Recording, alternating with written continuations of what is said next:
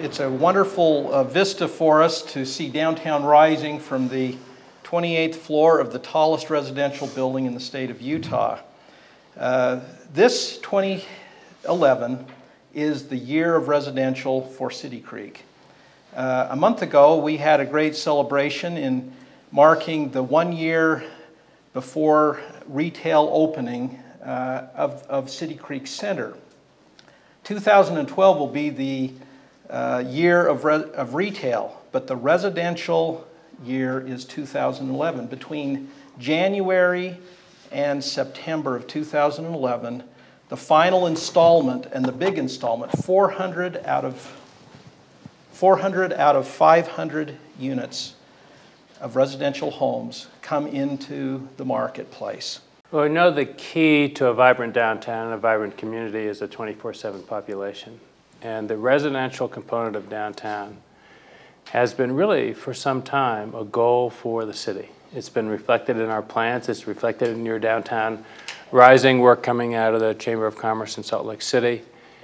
And with City Creek development and with the hundreds, if not well over 1,000 units that are under construction even outside of City Creek, in downtown and immediately adjacent to downtown, it will create the backbone for the vibrant core that we want in our region and in Salt Lake City. Goldman Sachs employees are attracted to downtown Salt Lake City, are anxious to move into 222 Main because they can live here close by and enjoy the nightlife and activities and social atmosphere and amenities of a downtown location. City Creek is really central, I think, to all of the things happening downtown in terms of not just the residential component, but the things that attract residences beyond City Creek, which is all the retail and other activities that they have. We're so excited to be a part of this community. It is our first urban store that we have ever done, so we're looking forward to that. What we're looking to offer is a healthy eating, shopping experience for the community. The Harmon store is going to have a load of options throughout our delicatessen that will include a place for the business people to come for lunch through our delicatessen with sushi, sandwiches, pizza, a salad bar, soups, continual options that you can take. You can come in, you can stay with us and eat there in our mezzanine level, or you'll be able to take that option and go back to work with it. For people that are living around the community, we'll have, again, our great variety of groceries that we do offer, offering organic solutions, healthy living solutions, gluten-free, and then just a wide variety of specialty food plus traditional grocery. So it's really just a store that's going to complement the needs of both the business community and the residential community, and we're just really excited to be a part of that.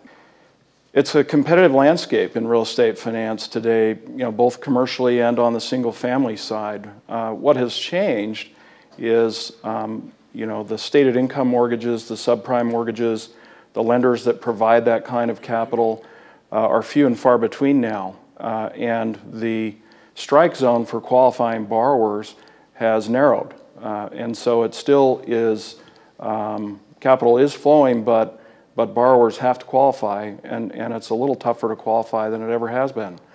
The good news is that affordability and pricing is at some of its lowest points in 40 and 50 years. You can't find fixed rate mortgages above 5% right now. And so that's very attractive. It makes the rent versus buy equation sort of swing in favor of the owner. So the capital's flowing, the lenders are competitive. I think financing is a lot more available than it has been the last 2 or 3 years, and is quite attractive.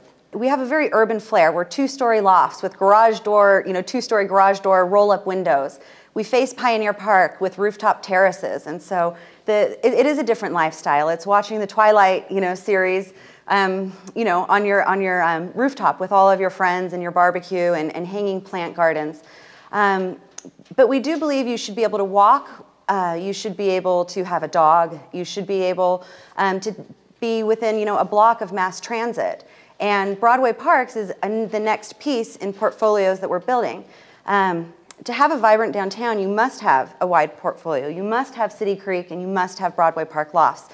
I can't tell you how much synergy has happened between our two projects since opening. And I believe that there's plenty of room for every type of development downtown. And the mixed income levels that we're seeing now between the new developments is certainly probably the most important factor in boosting nightlife, startup businesses, and new ventures. People want choices, whether you go into a restaurant or you go in to buy clothes.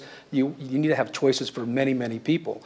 And both, for the most part, City Creek and Ken Milo's projects are for sale product. And there are many people that want to rent in today's market, even though, like Mike said, it's very affordable to purchase right now. They make a choice of wanting to be a little more mobile in their lives. Maybe they want to come here from New York for Goldman Sachs, and they don't like it here after a year and they want to move on. And so we have to make sure for our downtown population and for the businesses downtown that there are many, many choices. So the properties we have, the new Grand Hotel on 4 South in Maine, which does cater to very low income people. It's a subsidized project.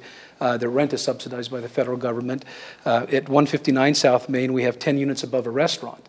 In those two projects, we've been full, almost 100% occupied for the last 5 years. One tenant moves out, the word gets out, and we have 4 or 5 applications right after. But these are rents that are, $300, $400, $500, $600 rents. And so the person working at a restaurant or a secretary or anybody else that's working downtown, because we have many levels of pay downtown, and I think those people need to be taken care of. And I think in the periphery of the city, we've done a pretty good job with art space and other projects, even Pioneer Park, that I don't want to call it in the periphery, but our core downtown, we really don't have a lot of rental properties, and what City Creek is providing, I think is great. But I still think there's a lot of room for more choices downtown, whether it be the choice of size. I mean, I went and took a tour with Lizzie. I barely physically fit in one of those condo units. And some people like to have, more spacious units. Some people like old buildings. Some people like contemporary. And I think there's a lot of room for many, many more choices. And we have a long way to go. And I think the demand is out there for several hundred, if not a few thousand units in the next, 5 to 10 years in our downtown market. I think baby boomers are finally realizing that this was an option for empty nesters, and they started looking very seriously at moving downtown and really figuring out what an urban lifestyle would be for them now that they don't have children. So we have a lot of boomers that are coming downtown, and we have an organic downtown of younger people. A lot of them can't buy for whatever reason or don't want to buy. Vasilios and Art Space and projects like that offer a terrific alternative. And I've been seeing developers, because of the economy, ending up not building condominiums now. They are building apartment buildings as a response to whether people can afford a home or whether they can even qualify for a home.